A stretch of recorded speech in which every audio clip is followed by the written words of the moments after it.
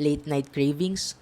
Beyond the Boys, Diliman, Quezon City, near Timog Avenue, open 24/7. Una, yung hakaw, solid. Sakto lang kapal ng wrapper, generous pa sa shrimp.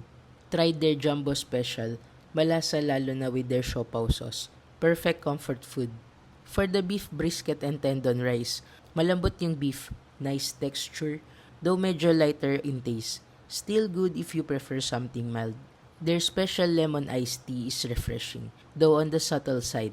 Pero may free soup pa, nice touch. Maliit lang yung place, so mabilis mapuno, pero cozy and clean, and yes, may CR din for convenience. To order, simple lang, just scan the QR code and choose your orders. Then wait comfortably sa table mo. Hassle-free and quick service. Overall, great spot for Filipino Chinese comfort food any time of the day.